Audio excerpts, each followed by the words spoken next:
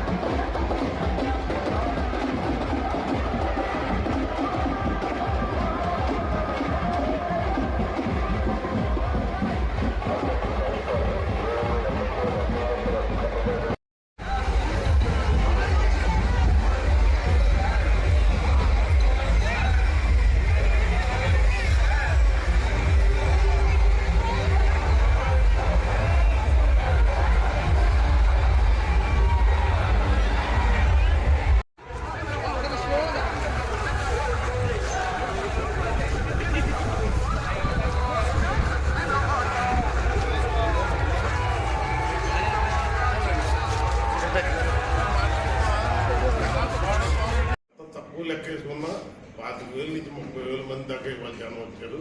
ఇక్కడే కాదు, అప్పుడే ఆల్మోస్ట్ వెంకటాపురం దాకా ట్రాఫిక్ జామ్ అయిపోయారు, రోడ్డు మీద ఉండిపోయారు. అందరూ చాలా మంది ఇక్కడ రాలేకపోయారు.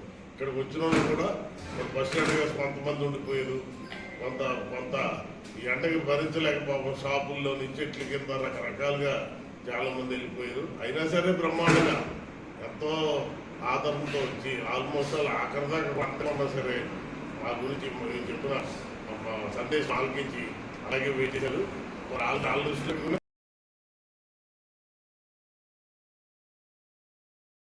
యలమంచిలిలో శాసనసభ్యునిగా నామినేషన్ వేయడం జరిగింది. దీనికి డిప్యూటీ సీఎం పార్లమెంట్ అభ్యర్థిగా పోటీ చేస్తున్న ముత్యాల నాయుడు గారు, రిజర్వ్ పార్లమెంట్ సభ్యులు సత్యవతమ్మ గారు,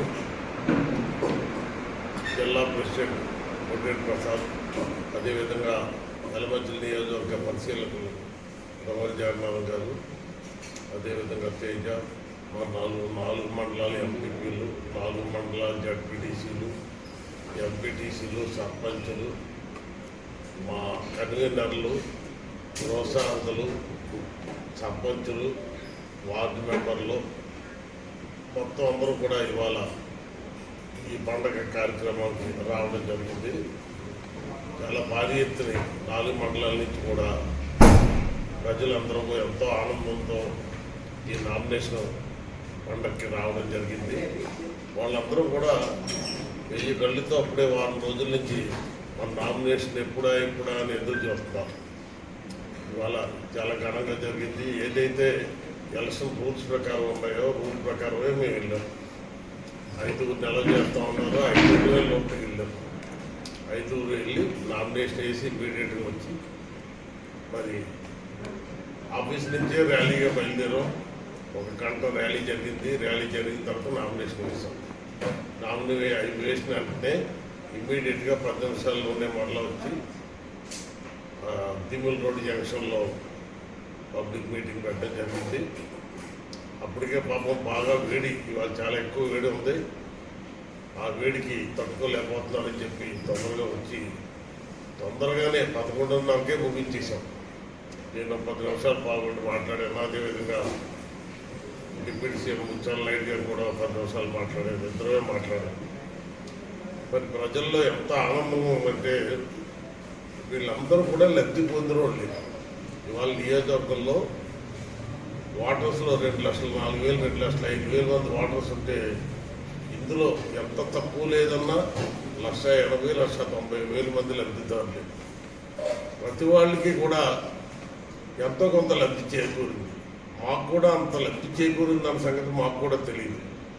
మేము గడప గడపకి తిరిగినప్పుడు అప్పుడు వాళ్ళ బుక్కులు తీసుకొని చూస్తే 2-3 లక్షల నుంచి 10-15 లక్షల దాకా కూడా ఒక కుటుంబానికి లబ్ధి చేకూరింది. ఈ లబ్ధి గురించి అని చెప్పి వాళ్ళు పథకాలు వస్తాయని ఒక ఫ్యామిలీలో 3 కార్డుల కింద స్ప్లిట్ చేసుకున్నారు. ఆ 3 కార్డులు కలిపితే 10-15 లక్షల కుటుంబం వచ్చి ఎవరికి అవుట్సైడ్ అందరికి ఇచ్చాం. అదేవిధంగా ఇవన్నీ అమ్మఒడి కానీ, ఆసరా కానీ, చేయూత కానీ, విద్యాదేవన్ కానీ, వసతిదేవన్ కానీ, 0 వడ్డీ కానీ అన్నీ కూడా ఏ ఒక్కరిని వదిలిపెట్టకుండా పార్టీలకు అతీతంగా కులమత భేదాలు లేకుండా ఇవాళ ప్రజలకి అందించడం జరిగింది. ఇంతకుముందు అయితే తెలుగుదేశం ప్రభుత్వంలో కేవలం జన్మభూమి కమిటీలు పెట్టి తెలుగుదేశం కార్యకర్తలకే ఇచ్చుకున్నారు తప్ప ఏ రోజు కూడా పేద ప్రజలు ఎవ్వరికీ అందలేదు. అసలు ఈ పథకాలు పేర్లే లేవు. ఇప్పుడు జగన్మోహన్ రెడ్డి గారు వచ్చిన తర్వాత ఈ పథకాలు వచ్చి ఆ పథకాలతో ఎంతో తృప్తి చెందుతున్నారు. ఇవాళ మహిళలు కూడా నా ఎక్స్పెక్టేషన్ 80% మహిళలందరూ కూడా మళ్ళా జగన్ గారికి ఓటేస్తారని చెప్పి ఎక్స్పెక్ట్ చేస్తున్నాం. ఎందుకంటే మహిళలందరూ ఆనందంగా ఉన్నారు. ప్రతి నెల ఎంతో కొంత వాళ్ళ పేరున అకౌంట్లోకి డబ్బుల్లో వస్తున్నాయి కాబట్టి అంత కరెక్ట్గా జీతం వచ్చినట్టు ప్రతి నెల ఏదో పథకం ద్వారా లబ్ధి చేకూరుతుంది. ఇవాళ అందరికీ కూడా ఈ లబ్ధి వల్ల ప్రతి ఫ్యామిలీ కూడా హ్యాపీగా బతుకుతున్నారు. వాళ్ళ ఆనందం చూస్తే వాళ్ళు ఇవాళ వచ్చిన వాళ్ళందరూ కూడా వాళ్ళ ముఖాల్లో చూస్తే తెలుస్తుంది ఎంత ఆనందంగా ఉన్నారు వాళ్ళు. మరి ఇవాళ రేపు మా ముఖ్యమంత్రి జగన్మోహన్ రెడ్డి గారు రేపు మనకి కొత్త దూరంలోనే నర్సింగ్పల్లికి సిమెంట్ ఫ్యాక్టరీకి ఆపోజిట్గా పబ్లిక్ మీటింగ్ పెట్టారు.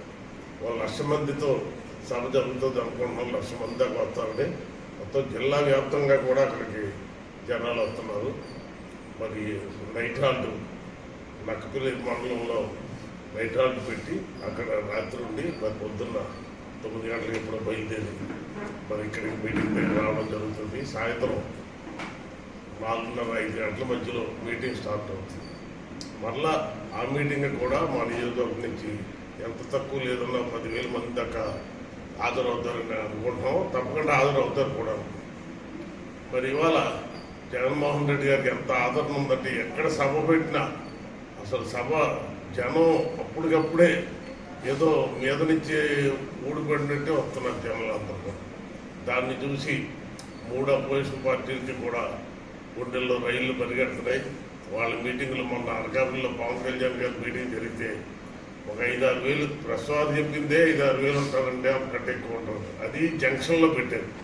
ఆ జంక్షన్లోనే ఎప్పుడూ లేదన్నా 1000-1500 మంది ఆ జంక్షన్లోనే ఉంటారు. వాళ్ళందరూ నిలబడడం వల్ల 6,000-7,000 ఉండొచ్చాను. మరి ఇవాళ ఆదరణ అంటే జగన్మోహన్ రెడ్డి గారికి బ్రహ్మాండమైన ఆదరణ అవుతుంది. ఎందుకంటే ఈ పథకాలన్నీ లబ్ధి పొందారు కాబట్టి అంత ధైర్యంగా ఒక ముఖ్యమంత్రి నేను ఇచ్చిన పథకాల వల్ల మీకు లబ్ధి చేకూరి మీరు ఆనందంగా ఉంటేనే నాకు ఓటేయండి అని చెప్పే ధైర్యం ఇవాళ ఎవరికి లేదు. అదే చంద్రబాబు నాయుడు చెప్పానంటే చెప్పలేదు. నేను గడిచిన 14 నుంచి 19 దాకా నేను ముఖ్యమంత్రిగా చేశాను. నా పథకాలన్నీ నేను ఇచ్చిన వాటిల్లో మీరు సంతృప్తి చెందితే ఆనందంగా ఉంటేనే నాకు ఓటేయమని ఆనంద ఎప్పటికీ డిపోయిట్ రాదు కూడా. ఇవాళ కొత్తగా ఏదో మళ్ళీ మాయ మాటలు చెప్పి అవి ఏదో ఇంకా ఆ పథకాలు ఇస్తారు ఈ పథకాలు అని చెప్పి మేనిఫెస్టో ఏదైనా చెప్తే తప్ప అది కూడా నన్నే స్టేజ్లో ఇవాళ ప్రజలు లేదు. ఎందుకంటే ఎప్పుడో వస్తుందని చెప్పిన కంటే ఇది జరుగుతుందన్న ఒక కాన్ఫిడెన్స్ ప్రజల్లో ఉంది. అందువల్ల రేపు రాబోయే రోజుల్లో వై నాట్ 175 ముఖ్యమంత్రి గారు అంటున్నారు. గెలిచినా ఆశ్చర్యపోగలదు ప్రజెంట్ పరిస్థితుల్లో.